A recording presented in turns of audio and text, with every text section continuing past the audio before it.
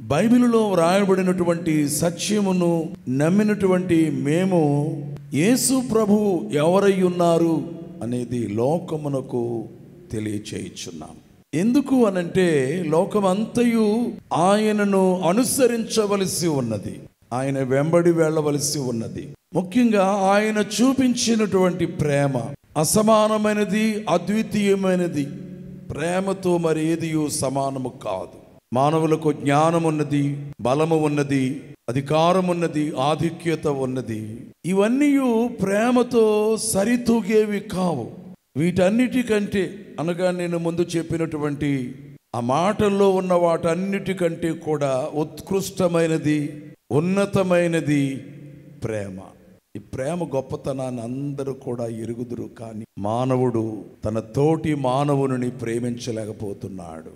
బహుశా తనను తాను ప్రేమించుకోగలుగుతున్నాడు అంటే అది కూడా చేయలేకపోతున్నాడు. నిన్ను వలే నీ పొరుగువారిని ప్రేమించుము అని యేసు ప్రభు చెప్పారు. అంటే నిన్ను ఎలాగో నీవు ప్రేమించుకుంటున్నావో నీ పొరుగు వారిని కూడా అలాగూ ప్రేమించు అని యేసు ప్రభు తెలియచేశారు. కానీ మానవుడు తనను తాను కూడా ప్రేమించుకోలేనట్టి అజ్ఞాన స్థితితో తనను తానే ఆయాసపరుచుకొనొచ్చు, హాని చేసుకుంటూ తన జీవితం ఎంత విలువైనదో గ్రహించలేనటువంటి పామరత్వములో ఉన్నాడు.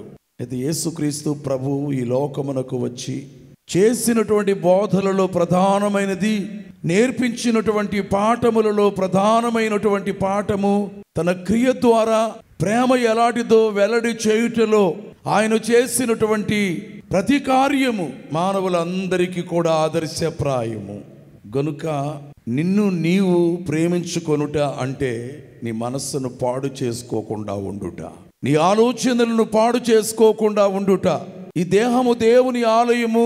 అలాగైతే ఆలయమును ఎలాగూ పవిత్రముగా చూచుకుంటారో ఏ మతమునకు చెందిన వారైనను ఆలయము పవిత్రముగా ఉండవలనని కోరుకుంటారో దేవుడు ఈ శరీరమును, ప్రాణమును, ఆత్మను కలుగు చేసినటువంటి దేవుడు నీవు పవిత్రముగా ఉండవలనని, నీ మనస్సు పవిత్రముగా ఉండవలనని, నీ శరీరము కూడా అపవిత్రమైన వాడి జోలికి పోకూడదని కోరుచు నిన్ను నీవు ప్రేమించుట నేర్చుకో. నీకు కీడు చేసుకోకుండా జాగ్రత్తగా దేవుడు నీకు ఇచ్చినటువంటి ఈ జీవితములో దేనినైనను మంచి విషయములో కాపాడుకోమని తెలియచేస్తూ ఉన్నాడు.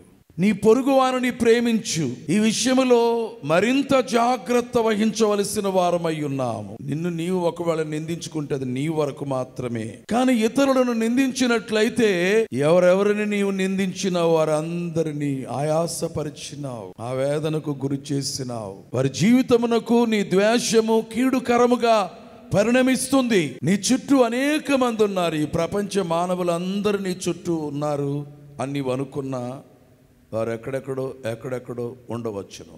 కనీసం నీ దగ్గర ఉన్నవారు, నీ ఇంటిలో నీ తల్లిదండ్రులు కావచ్చు, అన్నదమ్ములు కావచ్చు, అక్క చెల్లెండ్రు కావచ్చు, భార్య భర్తలు కావచ్చు, నీ చుట్టూ ఉన్న వారందరినీ నీవు ప్రేమించాలి. నీకు ఎదురుగా అగుపడినటువంటి ప్రతి వారిని చూచి నీ మనస్సును ప్రేమతో నింపుకోవాలి.